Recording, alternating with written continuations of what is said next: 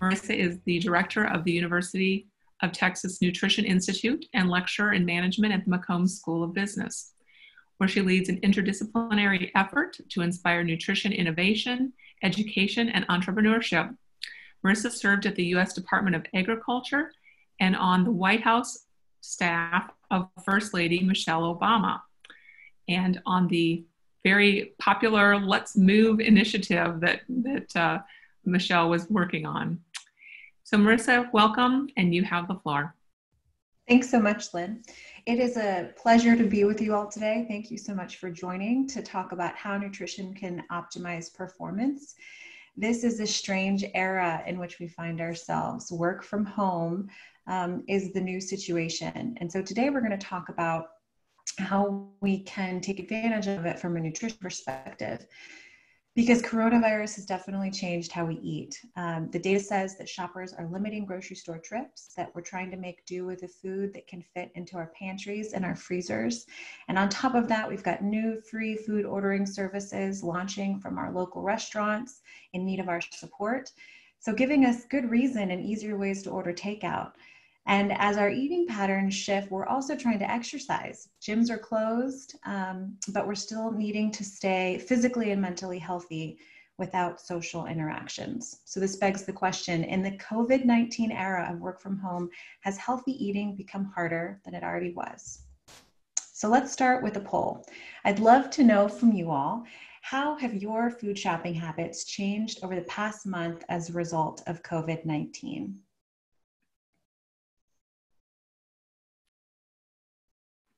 And we've launched the poll, and we will give you all a few seconds to get in and answer.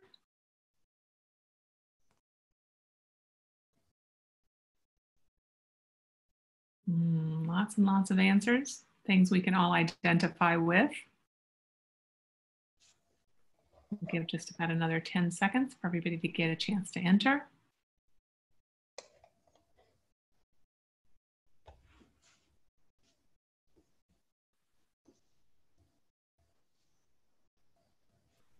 Still coming in fast and furious, maybe 2 more seconds, and then we'll go ahead and share the results.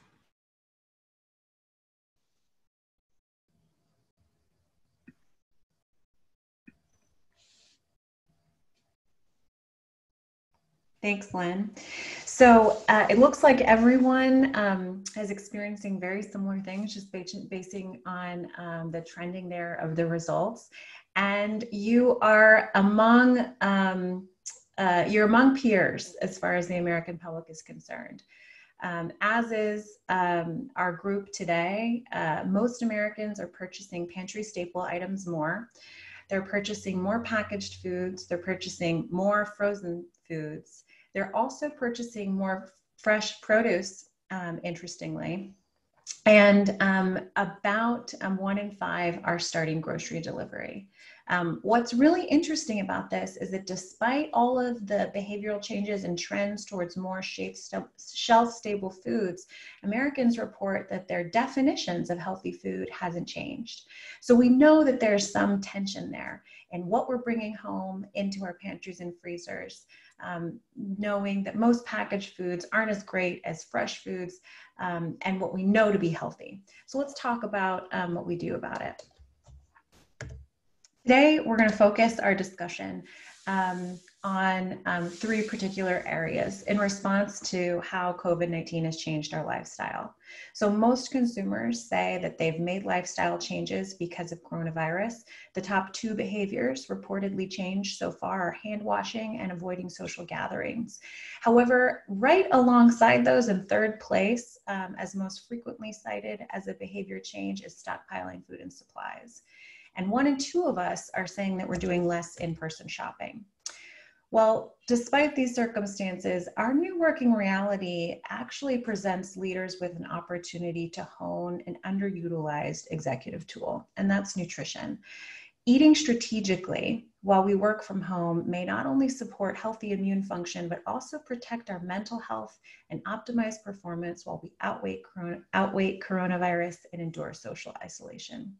The 3 components of optimal performance nutrition I'm going to talk about today are immune function, energy management, and mental performance. Immune function is how nutritious foods can bolster the body's ability to fight infectious disease. Energy management comes from strategically eating foods in a way that help manage and maintain your energy throughout the day. And then mental performance really is driven by smart food choices and meals that nourish both your brain and support your mental performance, your health, and your mood. So let's start with immune function. What is the immune system? Well, it's the body's natural and first line of defense against foreign materials. It produces an inflammatory response to both acute stresses and chronic stresses.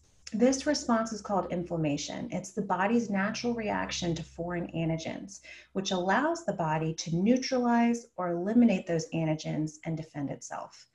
Acute inflammation is how the body fights off infectious disease, like coronavirus. But inflammation can become harmful when that inflammatory process doesn't end, as is the case in chronic disease. So infectious disease is caused by bacteria, viruses, or other microorganisms transmitted through people, like COVID-19, or vector organisms. And then chronic disease develops over time as a result of genetics, age, gender, and lifestyle factors like diet. Inflammation underlies that chronic disease. When it comes to infectious disease, your immune system responds directly to infection sites or injury. Blood will rush to the site of infection, blood vessels become permeable, and they allow white blood cells to access the site. Those white blood cells are the good guys. They attack and kill microbes. And so infectious disease, in this altered state of needing additional energy and additional effort to really fight off that infection site, causes the body to increase its nutrient needs to build those antibodies and disease-fighting cells that respond to the foreign invasion. Immune function and nutrients have a critical relationship. The nutrients found in healthy foods play a key role in this immune response that the body gives. The first category of nutrients are vitamins. We've all probably heard of popular ones like vitamin C, but there are many more that participate in immune function. Vitamin D, vitamin E, the B vitamins like B6, B12, and folate, and carotenoids, which are precursors found in foods that later become vitamin A in the body. Minerals is the second family of nutrients. You've heard of zinc, I'm sure, but did you know that selenium and magnesium, iron, and copper also play critical roles in immune function? Fatty acids, part of the fat family, they help resolve inflammation when it's no longer needed in the immune response, enhancing the body's defense. And then protein. Protein is really critical in the synthesis and the function of your immune system's organs, the cells that the immune system organs produce, and antibody production. And protein also helps maintain the body's first barrier to infection, which is your healthy skin and epithelial tissues. So I mentioned vitamin C. The strong immune system response really depends on a host of nutrients, not any single one. Because the immune system involves multiple organs together, these require certain nutrients to do their jobs, functioning as the body's first line of defense. And these nutrients are codependent. That is, they work together as a team. They're not individual actors. So poor nutrition, the absence of any single nutrient, will weaken the overall immune system response and prevent it from operating cohesively and properly. The immune system will respond to subtle changes in nutrition status. So it requires adequate macronutrients, all those fats, proteins, and carbohydrates, as well as micronutrients, many vitamins and many minerals. So how does that compare to how we eat? Well, not very well. Just looking at the dietary influence of chronic disease development, you can see that that inflammatory response as it continues over time is well connected to some of what we eat too much of and some of what we eat too little of. So Americans are notorious for having high intakes of sodium, processed and red meats, and sugar-sweetened beverages, all of which we consume too frequently and in too high of amounts. However, we're also lacking in certain foods: vegetables, seeds, nuts, fruit, whole grains, and seafood. Too little of these foods, therefore not providing the nutrients that exist in them, also compromise our body's ability to maintain health in the long run. So to take away here, nutrition plays a huge role in immunity by helping you stay nourished to fight acute infection, as well as over the long term to prevent chronic disease. Next, let's talk about energy. So first, we'll have another poll question. Please share with us, how have your eating habits changed over the past month as a result of COVID-19? Okay, we have this poll launched and we're seeing quickly everyone's super on it and getting in and answering the question.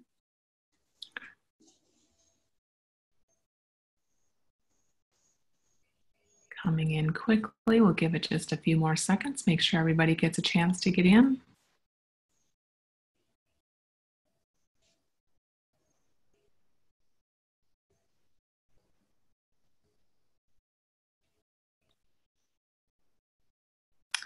All right, we've got everyone, or just about everyone, and we'll go ahead and the poll, and let's see what everyone said.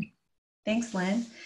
Well, these are interesting results. So almost half of us, right at 42% of our participants today, say that we're eating healthier food.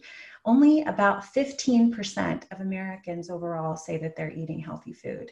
20% of us today say that we're eating less healthy food, whereas 13% of Americans are eating less healthy food. And then when we take a look down at snacking, 41% of us are saying that we're snacking more.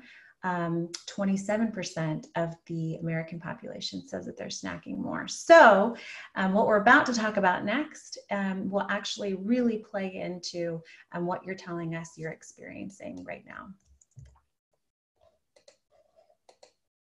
Energy management is really the second way that nutrition can optimize performance. The body naturally signals when to eat, when to keep eating, and when to stop eating. But without that routine lunch break that we're all used to having at work, performers really have to start thinking through, how am I going to designate time for eating?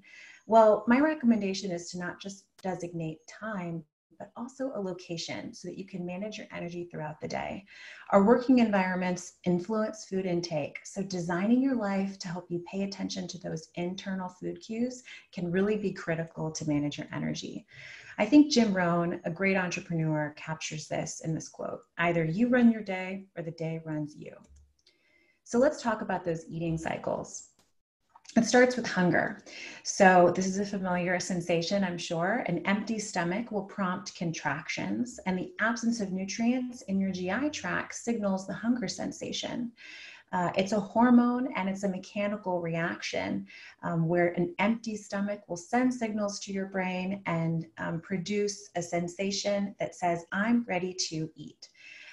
When the GI tract produces those hormones, your food desires are enhanced. The thought of food, the sight of it, the smell of it, maybe me just talking about it right now, so close to lunchtime, the sound or taste of food can trigger desires for eating and therefore prompt you to begin eating. Then there's another phase of these cycles that allows you to continue eating, and that's usually influenced by your environment.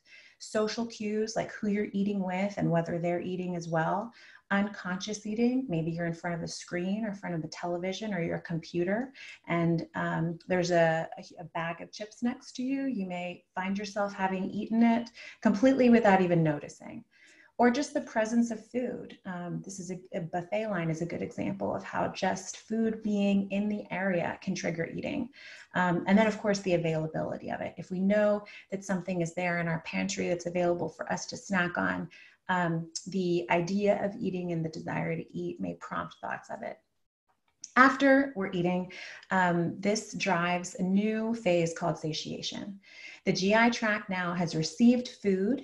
The stomach has stretch receptors that have expanded as a result of receiving food in the stomach. And that stretching action triggers the feeling of fullness. The GI tract then starts to release hormones to signal to your brain, I've had enough, I'm finished eating. That's satiation. Then, depending on what you ate, your body will undergo another phase called satiety. This lasts for about 4 hours, during which your food is being digested, the nutrients are moving into the bloodstream and being delivered to all the different organs in your body for use to maintain body function. After about 4 hours, most of the food has left the stomach. Those nutrients have gone on to be used, and the brain itself, once finished using its nutrient, signals that satiety is over and returns back to the beginning of the cycle, prompting you to eat again because you feel hunger and therefore have an appetite for food. So how do we optimize this cycle? Well, the first way to do it is eating to hydrate. Eat fiber-filled, watery plants to stay hydrated throughout the day. I know most of us are used to hearing the age-old advice of drinking 8 glasses of water, but that's actually not founded in great research. Drinking water is a great way to stay hydrated, but it usually results in having to go to the bathroom a lot because you're flooding your body immediately with a lot of water. So definitely keep a water glass by your workstation, but also add watery foods to your meals. At every meal, if you add high water content foods like fresh or frozen fruits and vegetables, the fibrous food in the plants will engage your digestive tract in the time-consuming work it takes to break down the plant fibers. That will release the trapped water inside the cellular compartments of the food and keep you hydrated over time as water slowly gets broken down and gets dripped out into your bloodstream. Tomatoes are a great example of a watery filled food.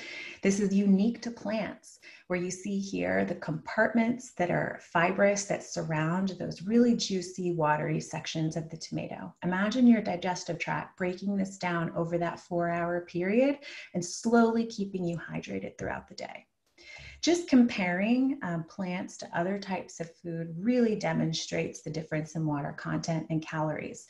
You can see here that for barely any calories, celery gives you a ton of water, whereas olive oil, a highly concentrated fat, gives you very, very little water for the same volume and extraordinary number of calories. The second tip here is to separate eating and working. Eating really should be reserved for a specific place that's separate from your workstation. So take breaks to visit the kitchen and dining room for snacks and meals. It'll be a great way to refresh your mind and give yourself a change of pace without keeping food nearby your workstation. As I said, do keep a glass of water by your computer, but don't bring food back with you. This can really prompt mindless eating. This is eating by design, and separating these two activities will not only create natural breaks in the work from home routine, but also keep your brain refreshed and energized, which will help you maintain alertness throughout the day.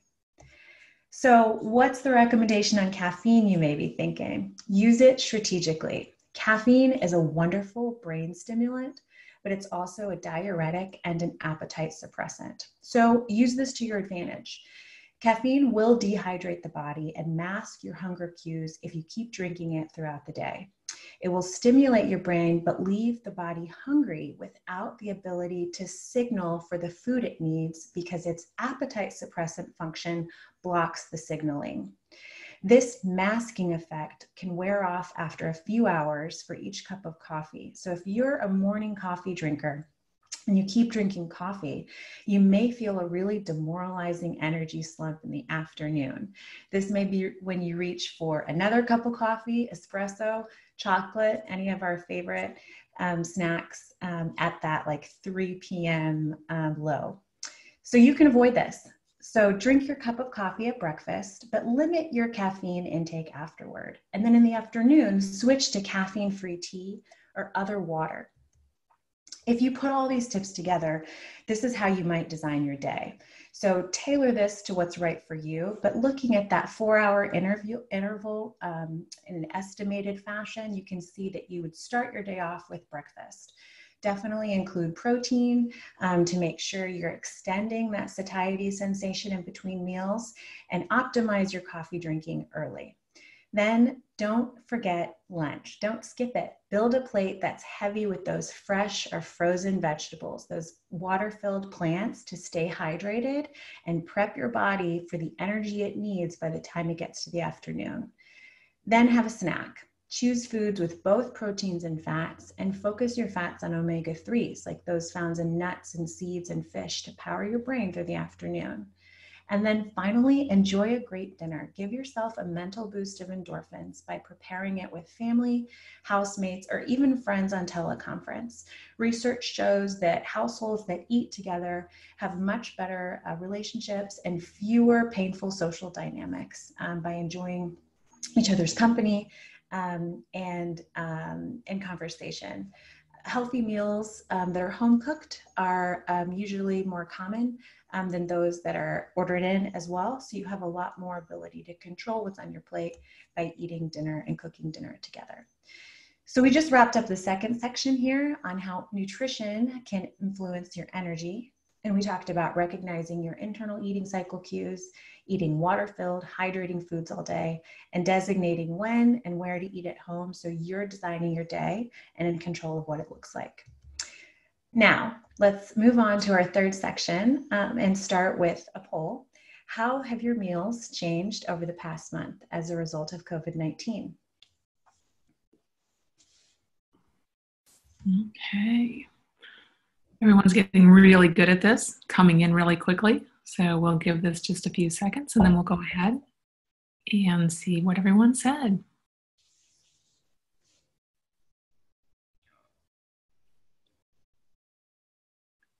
Numbers are popping up nicely. I'll give just another few seconds, not few minutes, sorry, few seconds.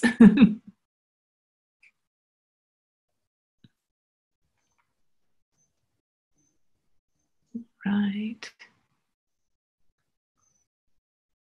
I definitely know how I'm answering this one. Okay, and let's see what everyone else said. Thanks, Lynn. Well, the vast majority of participants today are cooking more home-cooked meals. 82% of us report that that's what we're up to, while we're ordering less takeout and delivery. So about 2 in 5 of us reporting that we order less takeout, and about 15% of us ordering more.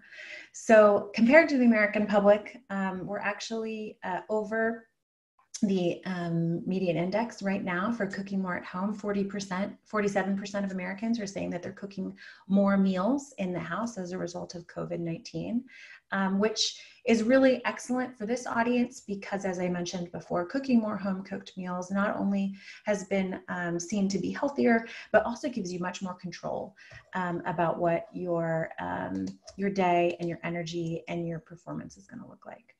So what does this have to do with our third component, mental performance? Well, fueling your brain is the most critical aspect of how you can really optimize nutrition. And as Aristotle once said, we are what we repeatedly do. Excellence then is not an act, but a habit. So here are ways to habitualize healthy eating to optimize mental performance. The first is to eat smart. Nutrition affects your brain. Well, how does that work? At rest, believe it or not, the brain uses 20% of the body's daily energy, even though the organ only occupies 2% of our body weight. That is extraordinarily expensive from an organ perspective, but it's remarkably efficient compared to man-made electronics. The light bulb, a 60-watt light bulb, is powered with those 60 watts, whereas your brain needs 12 watts. So its output is extraordinary compared to only needing a fifth of what a light bulb needs to do its work. So when neurons are firing in a particular brain region, blood vessels will dilate in order to rush blood to the site of the activity. That blood delivers oxygen and a crucial nutrient for brain function, glucose. The best way to feed the brain is to provide a ready supply without peaks and drops in your blood sugar. Not too much glucose, not too little glucose. And the way to do that is through slow glucose absorption over time. And that occurs through complex carbohydrate digestion, plants. You're seeing a theme here. So while plants are also really beneficial from the fiber and water perspective, the glucose inside of them that gets broken down slowly in the same way that that water gets unlocked as digestion occurs is accompanied by vitamins and minerals that are also needed to activate the brain's nutrient reactions. So I'm telling you, tip number 2, to eat carbs. Glucose from carbohydrates is your brain's preferred energy source. It desires glucose more than any other form of energy as its immediate form of nutrition to stay energized. So adding fibrous plants and their complex carbohydrate contents to every meal can initiate that slow breakdown and offer the brain what it needs when it needs it. Complex carbs are not comfort carbs, to be clear. We're talking about whole grains, fruits, and vegetables. And if you think that greens didn't have anything to do with your brain, think again. In one study, researchers found that people who ate greens daily, compared to those who did not, had brains 11 years younger than their counterparts. Finally, add fat. And when you're focusing on fat, really think about how to get omega-3s into your diet. The US diet is notoriously low in omega-3 fatty acids, and that's because we undereat a lot of the food groups in which you can find them. But diets high in omega-3 fatty acids correlate with better brain function, have shown improved information retention, decelerated aging, and are less prone to depression. Omega-3s are primarily found in seafood, nuts, and seeds, and they function to build really healthy cell membranes and help brain tissues lower inflammation, increase that mood-boosting transmitter that you may have heard, serotonin, in neurology, and deliver the nutrients to the brain that catalyze its energetics. So if you're eating seafood, for example, just a couple of servings per week is going to get you what you need as far as omega-3 fatty acids go. And in addition, it will also provide enough of the vitamin D precursor that your body needs. It can be activated by sunlight, and just 10 minutes a day of getting outside will activate that vitamin D. This is really important. Low vitamin D levels have been shown to increase the likelihood of depression and relate to poor mental performance in older adults. So as a family of nutrients, fats are really critical. Make sure you're getting enough omega-3s, seafood, nuts, seeds, and in addition, you're getting outside every day. That's also going to boost the brain's refreshing and optimize your ability to stay on task. So if you add all 3 macronutrients together, you're going to improve your satiety and stay fueled longer mentally. Carbohydrates should make up about 45 to 60% of what you eat every day, fats 20 to 35, and protein 10 to 35. The minimums of what we should be eating from the primary food groups that offer up the most nutrient-dense foods from these macronutrients are about 1 cup of fruit a day, 1.5 cups of vegetables, and 6 ounces of whole grains, just 3 tablespoons of seeds, nuts, or oils, and 6 ounces of protein foods like legumes, seafoods, or meat. If you were to look at this visually across the plate, the pie chart might get broken up like this. And this is also your shopping list. So lots of fruits and vegetables, fresh and frozen, are equally great. In fact, frozen offer a lot of benefits because they're picked at peak ripeness when the nutrients have really developed fully in the plant. And then they're frozen immediately. So they're preserved in that high nutrient state.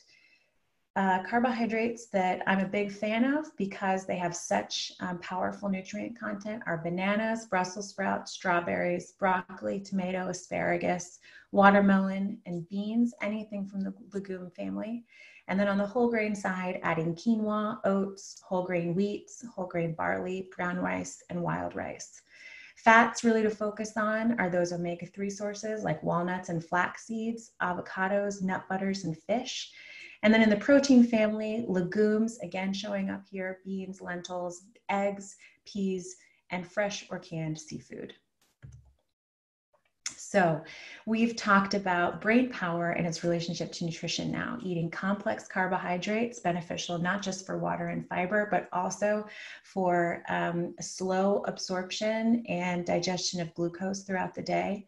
Getting those brain supporting omega-3s from seafood, nuts, and seeds, and then combining all 3 macronutrients, carbohydrates, fats, and protein to really optimize diet for mental performance.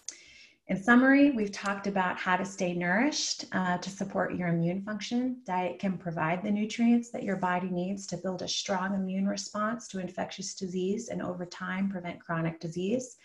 Eating strategically by design puts you in control of your energy throughout the day. Choosing when, where, and what foods to eat can help you maintain hydration and energy, including a cup of coffee in the morning. And then we've talked about how to make smart food selections from those fruits, vegetables, whole grains, nuts, seeds, legumes, and seafood food categories, and optimizing all three macronutrients at each meal to boost your brain power.